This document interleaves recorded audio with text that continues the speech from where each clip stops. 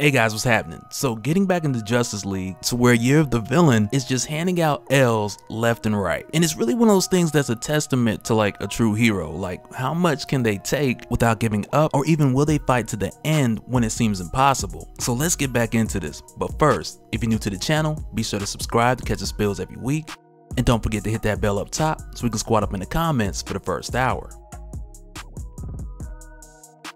Alright, so where we last left off with Lex Luthor completing his transformation and becoming the Apex Predator, and doing so by absorbing Martian Manhunter in order to have the Martian DNA to be the Martian human hybrid, to which Perpetua would deem as her perfect soldier. And much of his reasoning for doing this was so that he could wield the 7 hidden forces, but in order to do so he had to undertake this transformation. And so at this point, with him having 6 of the 7 energies unlocked, there's only a couple things keeping him and Perpetua from a secured win, with the first part being the missing portions of the totality, which have been separated across time from the moment they had broken off from the source wall, and secondly the anti-monitor, of which Perpetua's need for these things, it rests more heavily to the point that she needs them out of the reach of the Justice League because collectively they pose a threat to her, with the totality being pieces of the source wall which can imprison her. And as far as the anti-monitor, if you were to choose the side with the World Forger and the Monitor, then together the 3 of them are the only ones who would have a chance at placing her within this prison. And so at this point with the Justice League who still haven't found the anti-monitor, so for now the big question is like whose side would he choose, Justice or Doom? Alright, so now with the heroes up to this point making their attempts to find the anti-monitor, which thus far have been unsuccessful, and this has caused some of the heroes to come up with their own plans and tactics in order to figure this out. And one of the most notable instances of this was Jarro, because don't forget, before he became the cute and adorable Jarro, this little cuddly starfish was Starro the Conqueror, who emerged from the Zero Worlds from the outermost reaches of space, which was one of the few worlds of its kind to make it to its maturity, because when many of these worlds began, there wasn't an evolutionary ladder. They just started highly evolved, and from the beginning the creatures of that world started destroying each other, very much like an apex predator. And so now fast forward through Dark Knight's Metal, where Starro at the time sided with the Batman Who Laughs, but through the conclusion of that bent through the source wall cracking, which then took us to Justice League No Justice, and I really almost said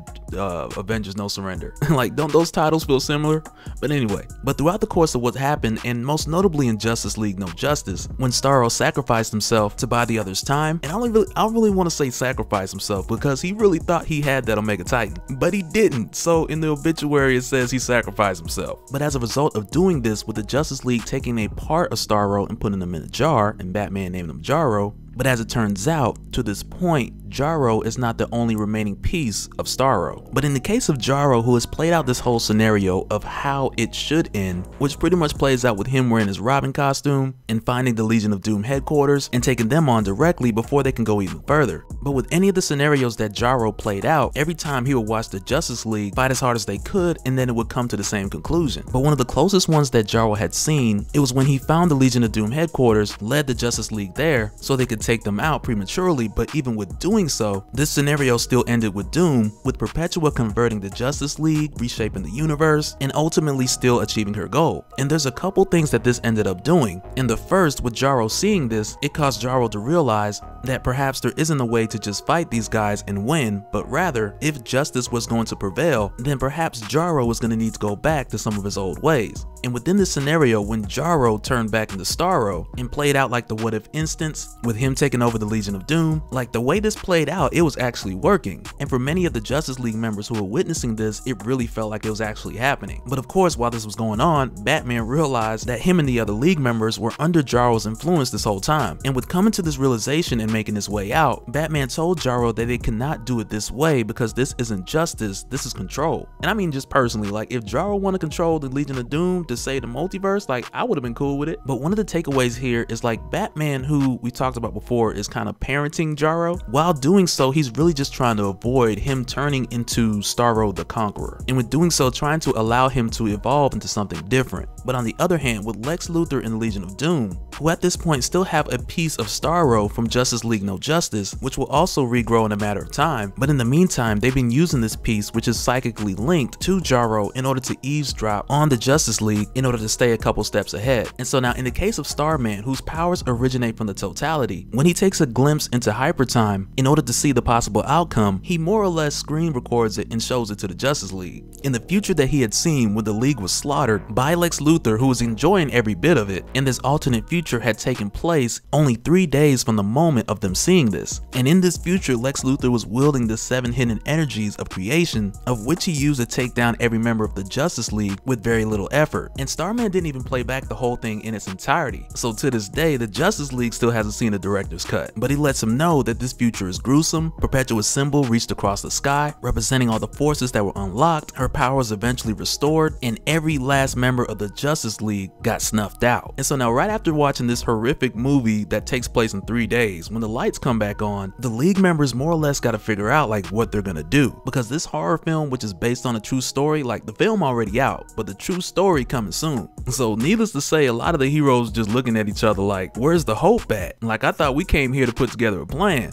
And it's really at this point where Superman hands it over to Starman, who breaks down the plan of execution for all the heroes gathered here. Because overall the plan is still the same. They still need to lock away Perpetua, which means they still need the Anti-Monitor and the other pieces of the totality, but while pursuing these components, they still need heroes to fight off the army which Lex has formed through the year of the villain. And so now the plan that they more or less come to is to send a small team into the future and also a team into the past in order to collect the other pieces of the totality which were split up through time after separating from the source wall. And with these two teams going into the future, you have Batman, Superman, and Wonder Woman, and going into the past, you have Green Lantern and the Flash. And as far as Mira and Kendra, their job is to help the Monitor and the World Forger to find their brother, the Anti-Monitor, and convince him in the meantime to take their side. But even prior to the point of them putting this plan together and getting to this place of where they're implementing the plan, you also have Lex Luthor, whose allies have been growing by the hour. And although Perpetua compliments him on his accomplishments, he takes the modest route with the response, like, oh, it's not just him who's willing to do the good work, but with the help of the Legion of Doom, who he refers to as the new Legion of Doom, he lets Perpetua know that this work isn't just about him, but it's about what they'll accomplish as a collective. And I gotta say, this modest Lex Luthor sounds great and all, but I can't help but to think that at some point in time that he's gonna revert himself back to the center, much like the Batman Who Laughs is counting on him to do. Because remember, Luthor achieved all of this by following the plans of the Batman Who Laughs. And now that he's here and literally days away from absolute victory, I kind of find it hard to believe that the old Lex Luthor is completely dead and gone. And Perpetua may have this notion as well, because even while they're talking, she reminds him that he does have weaknesses even still, but even with those weaknesses, just to be sure that your enemies don't exploit them. And as far as enemies, he's probably thinking the Justice League, but you and I both know that the Batman Who Laughs still wants his revenge. But during this conversation with Perpetua, Brainiac and the others, they come in and they tell Luthor that they have a new update through the Starro fragment and that they're aware of the heroes' plans of traveling through time, and it's here that we find out that Luthor and the others has set in place their own provisions as well. But what we come to find out is after the two teams traveled through their doors through hypertime is that the machine had been tampered with and not long after destroyed, prohibiting the heroes from coming back this exact same way. And so when we catch up with where they landed, starting with Barry Allen and John Stewart, who are sent to retrieve the fragments which were in the past, as soon as they arrived, they realized that something isn't right, with the first sign being Perpetua's symbol on banners posted up everywhere. But secondly, when they're greeted here by the Justice Society of America, they're informed that their arrival here was 2 weeks too late, and that prior to this point, the Legion of Doom, they've been targeting the Starman of this time, and mainly to take his cosmic rod, which contains a piece of the totality. But in addition to this, he informs Barry and John that there's another piece of the totality which he left at a military base, or better yet, he left with the government and they took it to a military base. So after much of the back and forth of who's who, the Justice Society realized that it's in the best interest of everything that's good in order to help these two out. And so when Dr. Fate and the others take Barry Allen and John Stewart to this military base in the 1940s, it just so happens that this military base is Pearl Harbor, and it just so happens that it's December 7th, 1941. And so as far as Batman, Superman, and Wonder Woman, who had traveled into the future and landed in a very Days of Future Past looking situation, with these giant machines patrolling who shoot kryptonite to the point of where when they arrive, they're nearly eradicated. But not just moments before, they're saved in the nick of time. And when it happens, we come to find out that it was Kamandi, the last boy on Earth, who is like a throwback character from an alternate future to where after the great disaster happened, mankind mankind was wiped out, and years later, like a number of animals who were being tested on with experimental drugs, they then evolved and started walking and talking like regular people. And there's a lot more that goes into that story, with aliens trying to prevent the great disaster, and the tiger men building their tribes, and also the wolfmen and all that madness. But really much of his story was well before my time, because he came out like in the early 70s, and that is like well before I was born, like well before my time. And for me, like just speaking for me personally, like when I first started reading comics as a little kid in Marietta, Georgia, who bought X-Men #1 in a gas station, because back then they had legit collections of comic books at gas stations, like nearly one side of a whole aisle. But with that happening and me being interested in the characters, like over time I would have classmates who either had older brothers or uncles who had older issues, which at the time would allow me to get into what happened with the X-Men the past 30 years prior to the point that I was introduced to them. But with Kamandi, not so much the case. My introduction to him was like Crisis or Convergence, one of those, and I ain't gonna sit here and lie to you, like I did not care. And if you a Kamandi fan, that's cool, to each his own, but for me he just wasn't one of those characters where I was like, ooh, I gotta know more about this guy. So with that said, what I know of him is very general. But I will say, in relation to what's happening here, one of the big things to pay attention to is mainly the similarities between this alternate future where Batman, Superman, and Wonder Woman have gone to, and the similarity it has to the past that Barry Allen and John Stewart have went to. Because for Kamandi, this alternate future is not supposed to be the future for these heroes, which is a very similar circumstance to John Stewart and Barry Allen, who arrive in a past that never took place within DC Rebirth, which is why neither one of them recognize any of the members of the Justice Society of America. So with both teams that have split up from our present and went to the future and to the past by way of hyper time, which should have taken the teams to their own past and their own future, but instead, because the machine was sabotaged to send them off course through hyper time only to be destroyed shortly after, this then turned into like the perfect trap. Because remember, unlike the Speed Force, hyper time doesn't go in a straight line. It's like a kaleidoscope of different realities, and one wrong turn can send you literally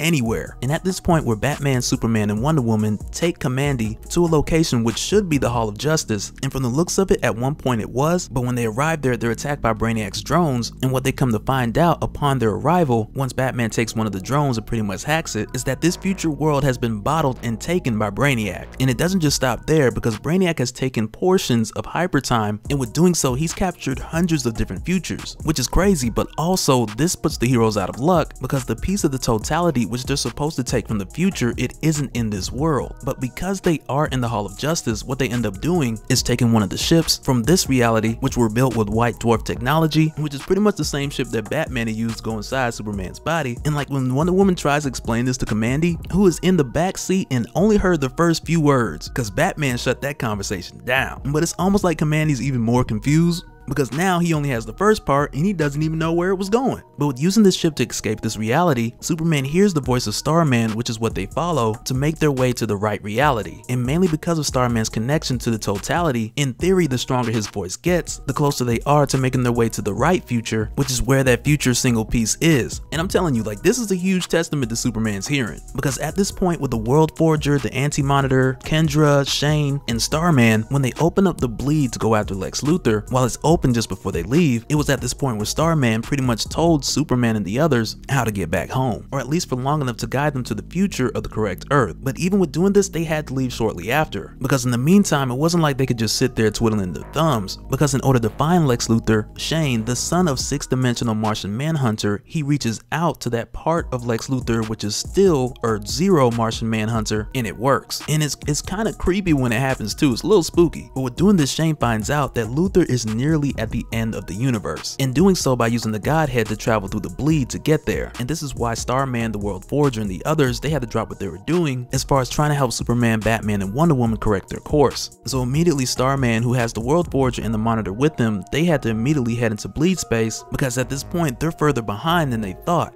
And so now at this point, like the huge crunch for time, and the reason why Starman, the World Forger, and the Monitor have to rush to the edge of the universe, which is where the source wall used to be, but the reason why they had to rush there to catch Lex and Perpetua is because this is where the dreams and the visions ended. Because in those visions, once Perpetua got here and her symbol reached the sky, like it was a wrap. And like when Shane reached out to get Lex Luthor's location, and he more or less heard the GPS talking about edge of the universe, 600 feet, Shane pretty much flipped out, because they just pretty much arrived arrive. And at this point in time, Starman and the others just gotta get there with who's with them at this time, like with no anti-monitor, just them. And this puts the heroes in a very tough predicament, like future, past, and present. Because in your future, even though Superman, Batman, and Wonder Woman made it to the future of the correct Earth, but even with doing so, they had to face Justice Legion A, which is like your future version of the Justice League, but even here, outside of the bottles, they're under the influence of Brainiac. And in the past, you have Barry Allen and John Stewart, who are literally on site at Pearl Harbor December 7th of 1941, to where at this time, they still had to grab the other two pieces of the totality, one of which was kind of easy because it was already with the Justice Society of America, but the other they had to take from Pearl Harbor and get out of there. And as for Lex Luthor, who's giving the order for the Legion of Doom to destroy the Justice League, but soon after he's attacked by Shayera Hall, who comes in with the whole Thanagarian fleet, but they quickly need to pull back because they are just being destroyed by the Godhead ship, and their attack didn't even leave a scratch. And so immediately after, like your core members of the Legion of Doom, they have a group chat, and the team that went to the past, they informed Luthor about the Justice Society, who was like a curveball to everything, and their confusion is understandable. And it's not like they didn't know of them at all, because prior to this point, Perpetua did know about them. She knew about the Justice Society and she gave Lex Luthor the heads up, but with this group having to face them along with Barry Allen and John Stewart during Pearl Harbor, not only are they running into serious problems with 2 Green Lanterns and 2 Flashes, but they are shook about interfering with a pivotal event in their past, to which on top of that, they're fighting with the whole team who's not supposed to be there, which begs the question from them, like when they're done, will there even be a present to come back to? And after hearing this, Luthor's like, alright, y'all shut up, Brainiac, what you got? Like, how's the future looking? And I'll say, like, in the future, Brainiac's doing pretty good, even though he doesn't know where the last piece of the totality is, but at this point he has Batman, Wonder Woman, and Superman in a pinch. And though he hasn't found that last piece of the totality, he's confident that he will because he has the resources of hundreds of different futures at his disposal. So pretty much, even though he hasn't finished the job, he's like, you know, I got it handled.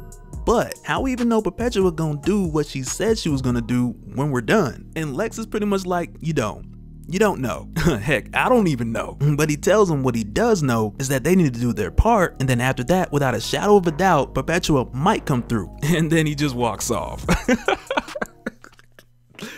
Man, like, it ain't looking good. And when he goes to Perpetua, just like, yo, it ain't looking good, my guy. These dudes is messing up, my guy. We done said Grodd, Sinestro, and Cheetah in the past, and they messing it up like the CW Flash, my guy. And don't even get me started on the future, because for a guy to be named Brainiac, he ain't got a whole lot of answers right now. And man, I gotta tell you, like, Lex, he's stressing right now, he really is. And Perpetua, she's pretty much like, yo, don't even trip, we got this. And it's crazy because more or less those words are like her words of assurance. But at this point, she's very confident because after all the work that Lex Luthor has put in, soliciting the different villains to doom, she can feel that doom spreading during this time that she's also regaining her power. And so now in the future, in your face-off between Justice Legion A versus more or less your Trinity plus Commandy, and not to mention Justice Legion A, they also have like Brainiac's whole army on their side. But as it turns out, the fight doesn't last long, because when Wonder Woman puts the lasso of truth on our man, Matthew Tyler, it's here where we get another one of those deep cut turn of events. And with doing so, because our man is this android from the 853rd century, whose composition was modeled after the enhanced DNA of Golden Age Our Man, Rex Tyler, who was the Our Man from the 1940s. And back then, Rex had originally got his powers from using this experimental Miraclo drug, to where with animal testing it made them stronger and faster, but upon human testing, Rex discovered that there was a side effect that gave him chronokinesis, which is the ability to see events in the past and future. And it was pretty much after Rex that the android Matthew Tyler, who took on the name Matthew when he joined the League, but he had been modeled after this advanced version of Rex. But in this future, before he went back in time and got that name Matthew, he was given an artifact called the Warlagog from Metron. And yes, Metron of the New Gods, which is kind of crazy, and maybe it's just me, because like I mentioned earlier with this alternate future and this alternate past, it really feels like the future is how it's supposed to be and the past is how it's supposed to be. But in some crazy way, DC Rebirth and all the heroes going back and forth through time, they're seeing this future how it should be. And I mean the future with Matthew Tyler, the Our Man of the future, and the past how it should be with the Justice Society. And it's almost like the present heroes who have come to this future of their own timeline, it's almost as if they're the ones who are missing missing pieces. But either way, Metron, who gave our man Matthew Tyler the Warlogog, which at the time, this was the item that was like the map of space and time itself. And the big threat back then was like whoever could use it, they could just rewrite history. But I also want to say on top of that, that there was a deeper connection. Mainly because I want to say at one point in time, Our Man needed it in order to help Starman. And hopefully one of you Our Man experts can chime in the comments. Maybe that was the case, maybe it wasn't, but I do feel like there's a pre-existing connection there, with the same way that we more recently discovered Starman's connection to the Totality and the Warlogog, which we're now finding out is like a relative relic to the Totality, almost as if it draws power from the Totality to travel through time. And so now in this future that we are still dealing with, which is sometime not too long after Our Man got the Warlogog from Metron, but before this Our Man used it to travel into the past, like at this point in the future with Batman, Superman, and Wonder Woman, when they face off with the Justice Legion A and Wonder Woman uses her lasso of truth on the android Our Man, it sends a signal to the other League members frying their control modules, and as a result freeing the whole Justice Legion A by sending this disturbance through Our Man and allowing everyone to fight against Brainiac's army, which Brainiac wasn't too happy about. But when this happens, Our Man also discovers that the Totality and the Warlogog have both merged together, which now gives us this whole boom, you looking for this moment, because now we know where the Totality is, as far as the portion that is in the future. And after seeing this, Brainiac just shuts down Our Man, and Our Man is supposed to be this advanced android from the 853rd century who Brainiac just shuts down super easy. But as it turns out, Brainiac's "I got this" speech to Lex Luthor, it was pretty solid, because now with Brainiac having the technology from 100 different futures, over 100 different futures, and he is now Brainiac 1 million, because if you take everything that Brainiac already knew and you multiply it times 100, whatever that first number was times 100, now it's 1 million. So Cyborg, eat your heart out. And so now jumping back to December 7th, 1941, at this point we see much of what Grodd was complaining about, with not only the heroes being super efficient at minimizing casualties, while Grodd, Cheetah, and Sinestro are here attacking the Justice League members and the whole Justice Society, and doing so by using the Japanese to focus their fire on the heroes, which he's able to do with the ultraviolet spectrum, which is powered by hidden emotions. But with this happening, in addition to the heroes saving the lives that they are saving, it's like you can just imagine like how crazy this is messing up history, which is one of Grodd's main concerns. And so with the help of Dr. Fate, who uses Starman's rod to focus in on the second fragment of the Totality, it's not long before he figures out where it's located. But before the heroes can just go and grab it, Sinestro and the others cut them off just before they can get their hands on it, because the last thing they want to happen is for the Justice League to get the 3 pieces of the Totality and then imprison Perpetua again. But somehow just before they can get it popping off, help arrives. And just about as quick as they came in, they are snatched right back out. And Turtle was scared, he was crying and all that. But after they caught that yaga from the Kraken, sharks and dolphins were helping the soldiers out the bay. And lo and behold, coming to their rescue,